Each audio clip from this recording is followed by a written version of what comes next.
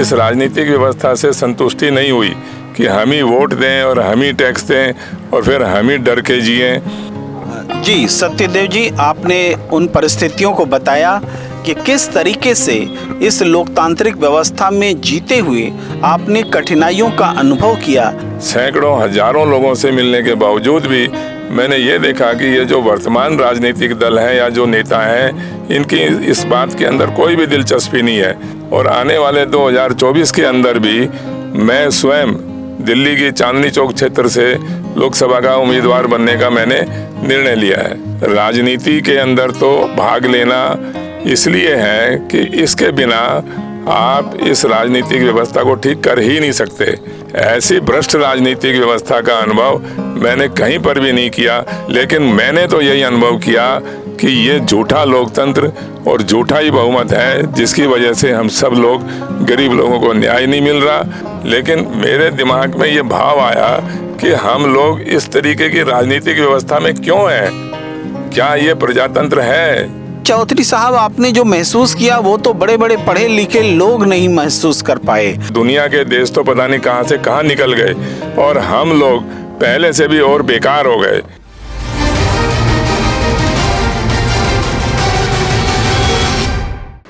नमस्कार, मैं हूं प्रेम कुमार। प्रेम से बोलो, सत्य बहुमत। लोकतंत्र का जौहरी सत्यदेव चौधरी। जी हाँ, सत्यदेव चौधरी जो लोकतंत्र की वर्तमान व्यवस्था का विकल्प लेकर देश के सामने उपस्थित हुए हैं। सत्य बहुमत का विकल्प, सत्य बहुमत पर आधारित लोकतांत्रिक व्यवस्था का विकल्प, एक ऐसा विकल्प जिसमें जनता सही मायने में लोकतंत्र की सिरमौर होगी, जिसमें जनता शासक को डिक्टेट करेगी, शासक जनता को डिक्टेट नहीं करेगी। ऐसी सोच के वाहक हैं, ऐसी सोच को आगे बढ़ाने वाले हैं श्री सत्यदेव चौधरी। ये सत्यदेव चौधरी जी, हम आपके और श्री सत्यदेव चौधरी जी के बीच में आना बहुत ज़्यादा विलंब करना पसंद नहीं करेंगे। हमारे साथ मौजूद हैं। आपका बहुत बहुत स्वागत है सत्यदेव चौधरी जी। धन्यवाद, धन्यवाद प्रेम जी। चौधरी साहब, आप देश की वर्तमान लोकतांत्रिक व्यवस्था के समांतर एक नया विकल्प लेकर आए हैं, सत्य बहुमत का विकल्प। ये सत्य बहुमत के बारे में ये है क्या और कैसे ये विकल्प है, थोड़ी बात हमारे दर्शकों को बताएंगे? देखिए, मैं आपको अपने प्रारंभिक जीवन के बारे में बताता हूँ। भारतवर्ष के राज्य हरियाणा, जिला भिवानी के अंदर एक गांव है जिसका नाम है बहल। वहाँ पर किसान परिवार में मेरा जन्म हुआ। प्रारंभिक शिक्षा मैंने गांव में ही लेने के पश्चात कुछ माध्यमिक स्कूलों से निकलता हुआ दिल्ली विश्वविद्यालय के Shri Ram college of commerce में मैंने बीकॉम ऑनर्स किया और उसके बाद से मैं अपने कुछ कारोबार में लगा रहा, टेक्सटाइल के और पेपर के। और इतनी बार मैंने टैक्स, इतनी बार मैंने वोट देने के बाद भी जब मुझे इस राजनीतिक व्यवस्था से संतुष्टि नहीं हुई कि हम ही वोट दें और हम ही टैक्स दें और फिर हम ही डर के जिएं, और ऐसे ऐसे कानूनों से हमारे को सामना करना पड़ता है जो कि मैं समझता हूँ कि वो कानून ही गलत हैं। कानून बनाने वालों को भी नहीं पता कि ये कानून कैसे बने और हमारे को, आम मतदाता को, आम नागरिक को उसका पालन करना पड़ता है। और उसकी वजह से कहीं ना कहीं कोई गलती होती है तो फिर हमारे को उन अधिकारियों से, उन विभागों से समझौते करने पड़ते हैं।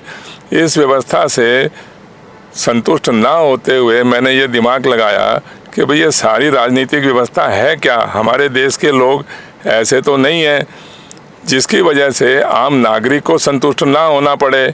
तो मैंने ये सोचा कि भाई हमारी राजनीतिक व्यवस्था जो कि लोकतांत्रिक भी है, चुनाव भी करवाते हैं और बहुमत से हम सरकारें भी बनाते हैं, तो मैंने विचार करते करते ये समझ में आया मेरे कि लोकतांत्रिक और चुनाव तो फिर भी ठीक है, लेकिन ये जो बहुमत की राजनीतिक व्यवस्था है ये मेरे विचार से ठीक नहीं है और मैं उससे सहमत नहीं हुआ। फिर उसी बहुमत के ऊपर मैंने बात करने की, सोचने की कोशिश करी, कुछ लिखने का प्रयास किया और उसके बाद में कुछ बोलने का प्रयास किया, कुछ लोगों से बातचीत करने की कोशिश करी और धीरे धीरे मैंने ये सोचा, मैंने ये पाया कि ज़्यादातर लोग इस वर्तमान राजनीतिक व्यवस्था से संतुष्ट नहीं है, उससे सहमत नहीं है और मैंने जो बहुमत के ऊपर बात करनी आरंभ करी उससे लोग सहमत होते चले गए और आज लगभग 12-15 साल बीत जाने के बाद मैं आज इस नतीजे के ऊपर पहुंचा हूं कि मैं अपनी बात लोगों के सामने रखने में सहमत हुआ, सफल हुआ। जी सत्यदेव जी, आपने उन परिस्थितियों को बताया कि किस तरीके से इस लोकतांत्रिक व्यवस्था में जीते हुए आपने कठिनाइयों का अनुभव किया। एक नागरिक के तौर पर टैक्स दिए, टैक्स देने के बावजूद ऐसी वो सुविधाएं नहीं मिली जो एक नागरिक को मिलनी चाहिए। एक ऐसी व्यवस्था को आपने देखा कि टैक्स चोरी वाली व्यवस्था लोगों पर थोप दी जाती है, लोग टैक्स की चोरी करने पर मजबूर होते हैं और शासक जो है कोई समाधान नहीं देता। तो आपने इस बहुमत का जो सत्य बहुमत का विकल्प जो ढूंढा उसको लेकर के आप कैसे जनता के बीच गए और वो कौन सी तारीख थी या कोई वाकया था जो आपको याद होगा जब आपने इस चीज़ की शुरुआत की? नहीं, मैंने जब भी इस बहुमत के ऊपर बात करने की शुरुआत करी वो लिखना तो मैंने उससे और 2-3 साल पहले शुरू कर दिया था, लेकिन मैंने इसको लिख के संपूर्ण किया दिसंबर 2011 के अंदर और 2011 के बाद में मैंने जो भी सत्य बहुमत के विचार के कुछ हैंडबिल बनाए और सड़कों पे खड़े हो के हमने सालों तक लोगों के बीच में बांटे, लोग उससे सहमत हुए और मैं ये इंतज़ार करता रहा कि भाई शायद इस राजनीतिक विचार को जो हमारे वर्तमान नेता लोग हैं, जो वर्तमान राजनीतिक पार्टियां हैं, वो इससे सहमत होंगी, इसको समर्थन देंगी और इस भ्रष्ट राजनीतिक गठबंधन की व्यवस्था को बदलेंगी। लेकिन मैंने 6-7 सालों तक गंभीर प्रयास करने के बावजूद भी, सैकड़ों हजारों लोगों से मिलने के बावजूद भी मैंने ये देखा कि ये जो वर्तमान राजनीतिक दल हैं या जो नेता हैं, इनकी इस बात के अंदर कोई भी दिलचस्पी नहीं है, क्योंकि इनको तो गठबंधन से मुक्त होना ही नहीं है, इनको भ्रष्टाचार से मुक्त होना ही नहीं है। इनको तो एक ऐसी राजनीतिक व्यवस्था चाहिए जिससे कि गरीब मतदाताओं को मूर्ख बनाते रहें और देश के गरीबों को लूटते रहें। तो फिर मैंने ये सोचा कि एक इसका उपाय राजनीतिक, समस्या राजनीति की है तो इसका समाधान भी राजनीति है। राजनीति आपको करनी है तो आपको राजनीति में चुनाव में भाग लेना पड़ेगा। तो हमने पार्टी बनाई, पार्टी बनाने के बाद में हम चुनाव में भाग लेने की कोशिश कर रहे हैं और आने वाले 2024 के अंदर भी मैं स्वयं दिल्ली की चांदनी चौक क्षेत्र से लोकसभा का उम्मीदवार बनने का मैंने निर्णय लिया है। जी, आपको बहुत बहुत बधाई कि आप चांदनी चौक लोकसभा सीट से उम्मीदवार हैं, जनता के बीच जा रहे हैं आप।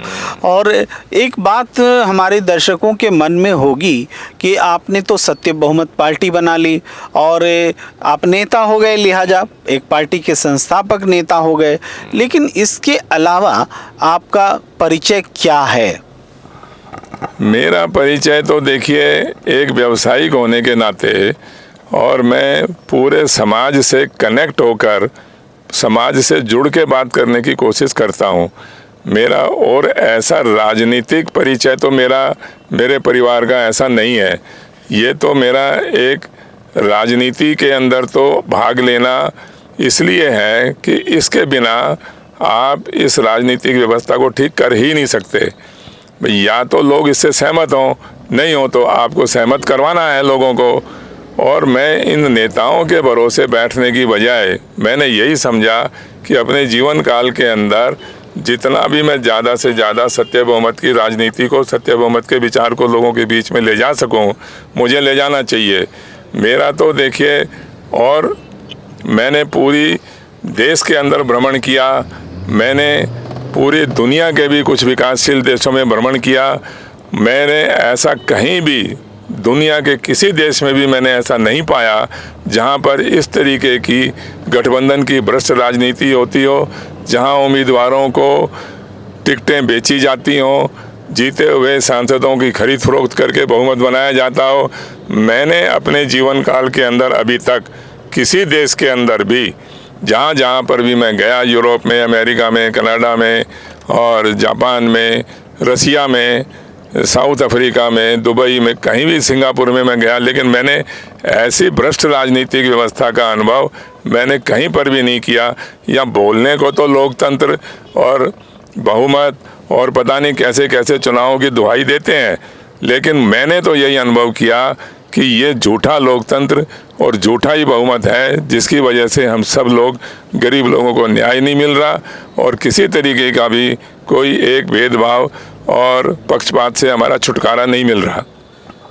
जी सत्यदेव चौधरी जी, हमारे दर्शक निश्चित रूप से इस बात को नोटिस में ले रहे होंगे, आपकी बात को, कि आप एक कारोबारी हैं और इतने संपन्न भी हैं कि दुनिया के विभिन्न देशों की यात्रा कर चुके हैं।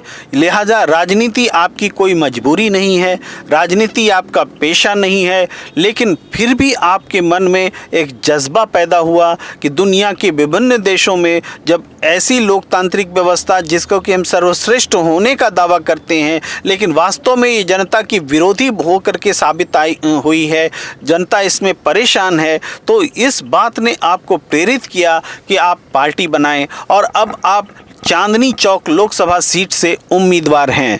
जनता से क्या कहना चाहेंगे इस लोकसभा चुनाव में? देखिए प्रेम जी, मैं इतना संपन्न व्यक्ति नहीं हूँ, ना ही मेरे परिवार वाले गरीब लोग तो नहीं थे, लेकिन इतने धनवान और इतने धनाढ्य लोग नहीं थे कि मैं कोई ऐसा सुविधा भोगी व्यक्ति पहले था या आज हूँ। लेकिन मैंने जैसे ही ये उद्यम करना शुरू किया, उद्यम करने के बाद में जो मैंने अपने देश की, समाज की, मजदूरों की, किसानों की और युवाओं की जो मैंने अपने जीवन काल में उसको अनुभव किया, उनकी स्थिति को मैंने देखा, तो मेरे मन में ये दया आई, मेरे मन में एक भाव आया। दया तो नहीं आई, दया का तो कुछ और ही मतलब होता है, लेकिन मेरे दिमाग में ये भाव आया कि हम लोग इस तरीके की राजनीतिक व्यवस्था में क्यों हैं? क्या ये प्रजातंत्र है? तो ये जब प्रजातंत्र है ही नहीं, फिर हम क्यों इस तरीके के चुनावों का नाटक करते हैं? क्यों इस तरीके के बहुमत का नाटक करते हैं? ये तो बिल्कुल अन्याय है हमारे साथ में।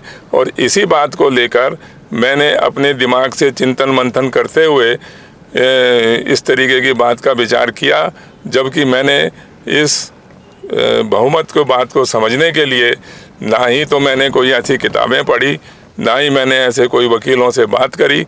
जो मैंने अपने अनुभव किया, मैंने अपने जीवन के अंदर इतनी बारी वोट देने के बावजूद भी, इतना टैक्स देने के बावजूद भी और इतने सब लोगों के साथ, मजदूरों के साथ मिल के हम काम करते हैं, उसके बावजूद भी हमारी ऐसी दयनीय व्यवस्था क्यों है?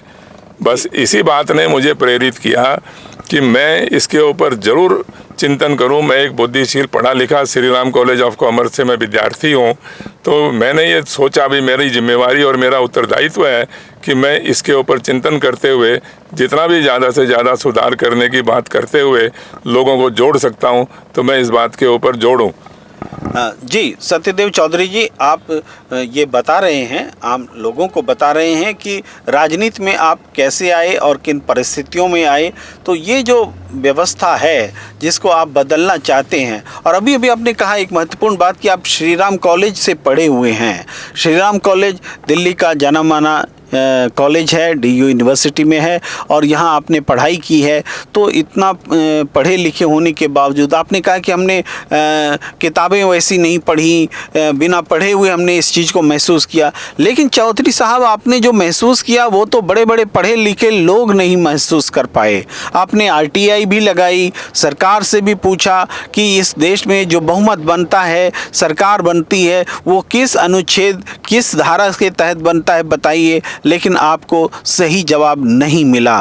तो आप बताइए कि आप ये कह रहे हैं कि दूसरी पार्टियां जो इस बहुमत की व्यवस्था में हैं, लोकतंत्र की व्यवस्था में हैं, वो कुछ कर नहीं पा रही हैं। तब ऐसे में आपकी नई पार्टी ऐसा क्या करेगी, कैसे करेगी?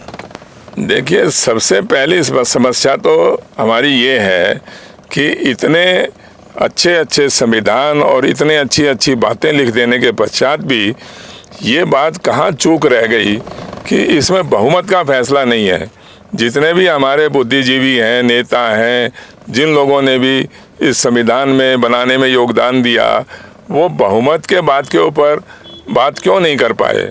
और इसी कारण की वजह से 75 साल बीत गए हमारे, जिसकी वजह से दुनिया के देश तो पता नहीं कहाँ से कहाँ निकल गए और हम लोग पहले से भी और बेकार हो गए। मुझे तो नहीं लगता कि इस राजनीतिक व्यवस्था में रहते हुए आप कहीं पर भी कोई सुधार कर पाएंगे, कोई गरीबी को दूर कर पाएंगे, या किसानों को, गरीबों को, मजदूरों को कोई न्याय मिल पाएगा। और इसीलिए तो हमने ये सारी बातें करने का कोशिश करी ना कि भाई अपने जीवन के अंदर हम और करेंगे क्या। अपने लिए तो सारी दुनिया करती है, हम ही कमाएंगे, हम ही खाएंगे उसको, तो फिर क्या मिला। हम समाज के अंदर जब दूसरे लोगों को देखते हैं तो उसको हम ऐसा समझते हैं कि भाई पता नहीं कैसी दयनीय स्थिति में रहते हैं ये लोग। तो ऐसी कुछ तो सुधार, जहाँ शिक्षा नहीं, स्वास्थ्य नहीं, सुरक्षा नहीं, तो ये कैसी राजनीतिक व्यवस्था है, कैसा प्रजातंत्र है। भाई किसी भी प्रजातांत्रिक राजनीतिक व्यवस्था में कम से कम जो मूलभूत अधिकार हैं लोगों के, शिक्षा का, स्वास्थ्य का और सुरक्षा का, इसके ये भी अगर नहीं मिलते हैं तो फिर हमें इतने बड़े बड़े धनाढ्य या पूंजीपति या इस तरीके के लोग होने का हमारे को क्या मतलब है। हमें क्या ज़रूरत है उस बात की, जब हमें पीने का पानी नहीं है, हवा साफ नहीं है, इतनी गंदगी हम देख रहे हैं, इतनी भीड़ हम देख रहे हैं, बीमारी, अपराध ढेर लगा हुआ है, तो फिर हम इस राजनीतिक व्यवस्था को तो हमें ठीक करना ही है। चलते चलते चौधरी साहब, एक सवाल बहुत ज़रूरी लगता है, वो ये कि आपके समय में कौन कौन से शौक़ आप एक छात्र के रूप में इस कॉलेज में याद कर पाते हैं जब आपके इस किस्म से शौक़ होते थे? थोड़ा तो देखिए ऐसे शरारती शौक़ थे, बच्चों से मिल के शरारत करना, और फिर उसके बाद में मेरा कुछ वाद विवाद करने में और कुछ भ्रमण करने में मेरी ज़्यादा रुचि रही। मैं लोगों से मिलने में और देश के अंदर और देश के बाहर भी भ्रमण करने में मेरी ज़्यादा रुचि बनी। और लेकिन मैं यहाँ पर भी जब भी जितने भी विषय हमारे थे, उन विषयों के अंदर मैं कुछ विषयों में तो बहुत अच्छा था, लेकिन कुछ विषयों में मेरा बिल्कुल भी मन नहीं लगता था, जिसके अंदर मैं ज़्यादा उस पर ध्यान देता भी नहीं था। और इसीलिए मेरे कुल नंबर, मैं क्लियर तो हो गया, पास तो हो गया, लेकिन कुछ सब्जेक्ट के अंदर मेरे बिल्कुल भी नंबर नहीं आए। और कुछ सब्जेक्ट के अंदर मेरे इतने नंबर आए, जैसे ज्योग्राफी में, मर्केंटाइल लॉ में और अकाउंटेंसी के अंदर, इस तरीके से तो मेरा उसमें एक स्पेशली इंटरेस्ट रहा। जिसमें नहीं था मैं उसमें ज़्यादा दिमाग लगाता भी नहीं था, और जिसमें मेरा रुचि थी उस सब्जेक्ट के अंदर मैं बहुत ज़्यादा दिलचस्पी लेकर, और उसमें मेरे बहुत अच्छे नंबर आया करते थे। इस तरीके से मेरी उसमें, लेकिन लोगों से इंटरेक्शन करने का, लोगों से वाद विवाद करने का, बच्चों से मिलने का, वो मेरा बहुत दिलचस्पी रहती थी। कुछ यहाँ के प्रोफेसर से भी मेरी बहुत अच्छी घनिष्ठता बन गई थी। जैसे ज्योग्राफी के एक प्रोफेसर थे सदाना साहब, उनसे भी मेरी बहुत अच्छी घनिष्ठता हो गई थी, और मैं उनके ज्योग्राफी के विषय के ऊपर मुझे बहुत ही अच्छी रुचि लगती थी उनसे, उनके क्लास में अटेंड करने के अंदर और पढ़ने में। जी चौधरी साहब, निश्चित रूप से जो आपके शौक़ हैं वो आम स्टूडेंट से हट करके हैं। आम स्टूडेंट्स को अच्छा पहनने का शौक़ होता है, पार्टियां करने का शौक़ होता है, इधर उधर, हालांकि भ्रमण आपने कहा, मगर जाहिर है कि आज के स्टूडेंट्स के भ्रमण के शौक़ की तुलना में आपका भ्रमण अलग किस्म का रहा। शायद यही वजह है कि आपने थॉटफुल सोचा और लोकतंत्र की जो वर्तमान संसदीय प्रणाली है, इसके समांतर एक सत्य बहुमत का विकल्प लेकर आप आने में कामयाब रहे। जी, अंतिम बात आपसे बातचीत में। मैं तो देखिए बहुत ही साधारण से साधारण जीवन मैंने आज तक जिया। मैं कुछ ज़्यादा बहुत खाने पीने का या बहुत ज़्यादा अच्छे अच्छे विलासिता के कपड़े पहनने का मेरे को कभी भी शौक़ नहीं रहा। मैं हमेशा ही साधारण से साधारण जीवन जीने का मैंने प्रयास किया और मैं प्योर वेजिटेरियन शाकाहारी व्यक्ति हूँ। मैंने कभी भी आज तक कोई मदिरापान या मांसाहार या इस तरीके का कोई दुर्व्यवहार मैंने नहीं किया किसी के साथ में भी, और मैं हमेशा ही इस साधारण जीवन जीने के अंदर मुझे ज़्यादा रुचि रही, मुझे ज़्यादा आनंद आया बल्कि। और मैंने अपनी पूरी लगन से, पूरी मेहनत से अपने जीवन के अंदर जो भी मैं परिश्रम कर पाया, और मैंने एक सिद्धांत बनाया, क्योंकि मेरे पास इतनी ज़्यादा कोई पूंजी का आधार नहीं था व्यापार करने के लिए, लेकिन मैंने सफल होने के लिए अपने दिमाग में सोचा कि सबसे पहला सिद्धांत तो है मेरे को कि मैंने हर स्थिति के अंदर सच बोलना है।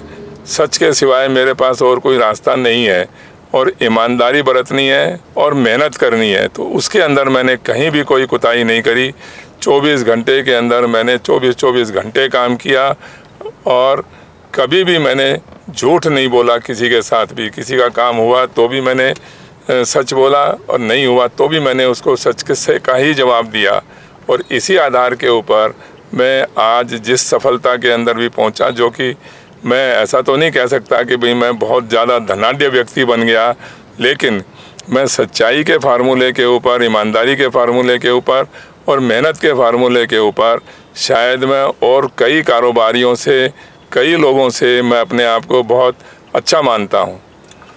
जी, जैसा कि आप दर्शक सुन पा रहे थे, सत्यदेव चौधरी जी के जीवन का जो मूल मंत्र है, सच्चाई, ईमानदारी और सतत मेहनत। वो सबका सम्मान करते आए हैं, सबसे सम्मान पाते आए हैं। यही वजह है कि आम जनता को जब सरकारें इंसान नहीं समझती, उनकी तकलीफ़ों को जब संवेदनशीलता के साथ समझा नहीं जाता, तो सत्यदेव चौधरी जी का मन जो है द्रवित हो उठता है। वो इस व्यवस्था को बदलने के लिए वे संकल्पित हो उठते हैं, और यही कारण है कि लोकतंत्र के 75 साल बीत जाने के बावजूद, आज़ादी के 75 साल बीत जाने के बावजूद, जब जनता की स्थिति बद से बदतर हुई है, गरीब और गरीब हुए हैं, अमीरी गरीबी की खाई मजबूत हुई है, बढ़ी है, तो ऐसे में सत्य विकल्प, सत्य बहुमत का विकल्प लेकर सत्यदेव चौधरी आप सबके सामने है। बहुत बहुत शुक्रिया सत्यदेव चौधरी साहब हमारे साथ जुड़ने के लिए। बहुत बहुत धन्यवाद प्रेम जी।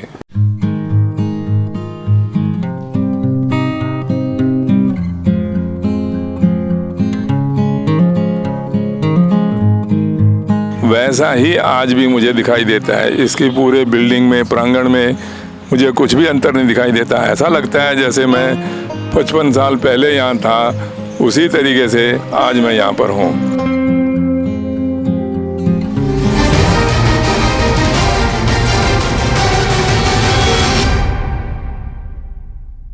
पचपन साल पहले इसी Shri Ram college of commerce में आप पढ़ाई किया करते थे, आज उसी प्रांगण में मौजूद हैं।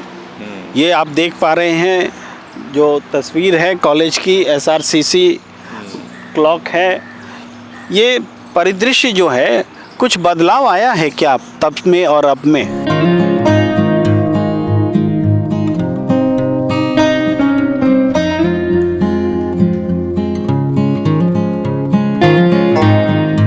नहीं, मैं जैसा 55 साल पहले देखता था इस कॉलेज को, वैसा ही आज भी मुझे दिखाई देता है। इसकी पूरे बिल्डिंग में, प्रांगण में मुझे कुछ भी अंतर नहीं दिखाई देता। ऐसा लगता है जैसे मैं 55 साल पहले यहाँ था, उसी तरीके से आज मैं यहाँ पर हूँ। सर, इस मूर्ति के बारे में कुछ बताएंगे आप? ये लाला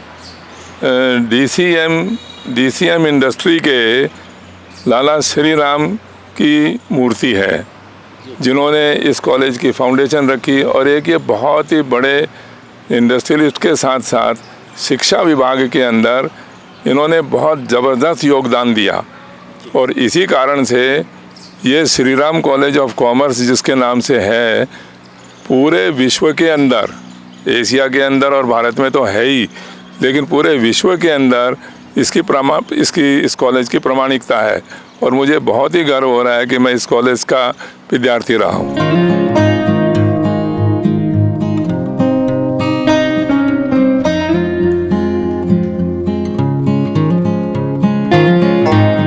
सत्यदेव जी, इस कॉलेज में पढ़ाई बहुत अच्छी होती है, दुनिया में नाम है।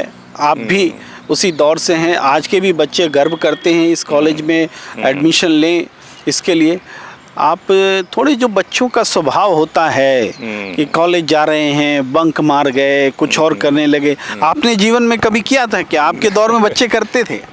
नहीं, देखिए, उस ज़माने के अंदर थोड़ा ये बंक मारने का और का सिस्टम कम था, लेकिन मेरे को तो इस कॉलेज का इतना अच्छा लगता था कि मेरी कभी तबीयत ख़राब भी होती थी तो भी मैं कोशिश यही करता था कि मैं इस कॉलेज के अंदर ज़रूर आऊं। और मेरे को यहाँ के ट्यूटोरियल और यहाँ के जो प्रोफेसर्स थे उनसे बात करने में, उनसे वाद विवाद करने में, जो मेरे रुचि के विषय थे उनके ऊपर बात करने में मुझे बहुत ही अच्छा लगता था। और मुझे याद नहीं आ रहा कि मैंने कभी भी इसको मिस किया हो, कॉलेज को 3 साल के पीरियड में।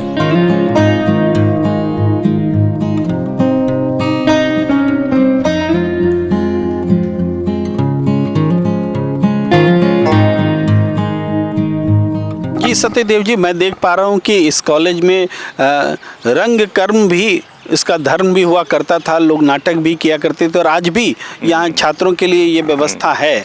आपने कभी इसमें हिस्सा लिया क्या? हाँ, मैंने यहाँ पर कुछ वाद विवाद के अंदर, कुछ म्यूज़िक सोसाइटी के अंदर इस तरीके से भाग लेने का मैंने कोशिश किया, जो कि बहुत ज़्यादा, तो देखिए मैं नहीं अपने आप को ऐसा कहता जी कि मैं पता नहीं कैसा कलाकार था, लेकिन मेरे को उस रुचि ज़रूर थी।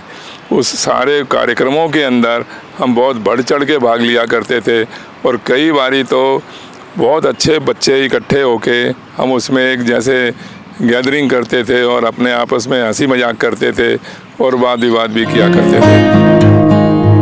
और देखिए, जब आप 18 से 25 साल वाले वोटर, आज की जो वोटिंग लिस्ट है उसके अंदर आपको मालूम होना चाहिए कि कितना % वोटर हैं ऐसे। काफ़ी ज़्यादा नहीं, 30% वोटर 18 से 25 साल के हैं जो चुनाव में भाग नहीं ले सकते लेकिन वोट देते हैं। और फिर आप ही के वोट से जो सरकारें बनी या जो नेता चुने गए वो भ्रष्टाचार करते हैं, गठबंधन की भ्रष्ट राजनीति करते हैं, अपराधियों को, भ्रष्टाचारियों को टिकट देते हैं। और फिर जब वो भ्रष्टाचार करेंगे तो वो ये कहते हैं जी कि आपने हमारे को चुना है। दोष बढ़ेंगे उन लोगों के ऊपर जिन्होंने वोट दिया। अरे वो तो चुनाव ही नहीं लड़ सकते। बहुत महत्वपूर्ण बात सत्यदेव चौधरी जी कह रहे हैं कि 18 से 25 साल की उम्र के मतदाता वोट तो करते हैं, चुनाव नहीं लड़ पाते, लेकिन तोहमत उन पर लगती है कि एक ऐसी सरकार को आपने चुना जो कि भ्रष्ट है। तो ऐसे में ये सवाल बहुत महत्वपूर्ण है। और एक महत्वपूर्ण बात कह रहे हैं चौधरी साहब कि 30% जो वोटर्स हैं वो 18 से 25 वर्ग के बीच में हैं। तो इसका मतलब ये हुआ कि अभी अगर 91 करोड़ मतदाता हैं तो लगभग 30 करोड़ मतदाता इसी वर्ग के हैं जो वोट तो दे सकते लेकिन चुनाव नहीं लड़ सकते। अब आप कुछ अपनी राय बदलेंगे? बिल्कुल, मुझे भी लगता है कि सबको मौका मिलना चाहिए, क्योंकि 30% काफ़ी ज़्यादा हिस्सा है इस वोटर्स के लिस्ट में। और सबकी एक वो होती है कि चुनाव तो लड़ने का अधिकार सबको मिलना चाहिए।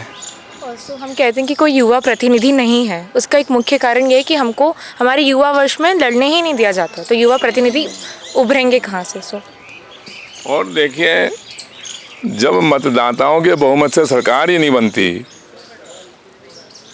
सरकार बनेगी सांसदों के बहुमत से, तो सांसदों के बहुमत से अगर सरकार बनेगी जिनके पास वोट ही कम है, और उन सांसदों की सरकार नहीं बनेगी जिनके पास वोट ज़्यादा हैं, तो ऐसी राजनीतिक व्यवस्था को बदलने की जिम्मेवारी और उत्तरदायित्व आप सब लोगों के ऊपर भी है। यदि आप 30% युवा मतदाता ये सोच ले कि हमें इस गठबंधन की भ्रष्ट राजनीति को वोट नहीं देना और हमें ऐसी राजनीतिक व्यवस्था को वोट देना है जिसके पास वोट ज़्यादा हैं, ना कि सांसद। हम सांसदों का विरोध नहीं कर रहे, जिसको सांसद चुना गया वो चुना गया, लेकिन जिस पार्टी को सबसे ज़्यादा वोट मिल गए उसका बहुमत मान के हम सरकार बनाने का अधिकार क्यों नहीं दे सकते? और जिन लोगों ने वोट दिए और उनके उम्मीदवार हार गए, वैसे उम्मीदवारों का और वोटरों का क्या महत्व है हमारी राजनीति के अंदर? तो सब बेकार हो गए। जो चलिए, सांसद एक वोट से थोड़ी जीता। आज के परिप्रेक्ष्य में हल्की फुल्की चर्चा कर लेते हैं। आपने भी अपने समय के छात्र जीवन में यूनियन का देखा जी, होगा, जी, जी, तेज जी। देखा होगा, छात्र राजनीति देखी होगी। आज की छात्र राजनीति के बारे में आप कुछ बताएं। छात्र राजनीति अभी 2 साल तो काफ़ी अभी ढीला पड़ गया था कोविड के कारण, लेकिन अब फिर से उभर के आ रहा है। और इस साल हम छात्र की जो यूनियन की इलेक्शन होती है वो फिर से हम चाह रहे हैं कि वापस दोबारा से हो जाए।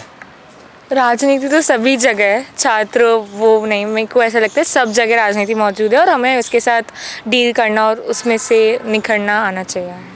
अच्छी राजनीति करनी चाहिए हमारे को, ना कि गठबंधन की भ्रष्ट राजनीति के समर्थक बन जाएं।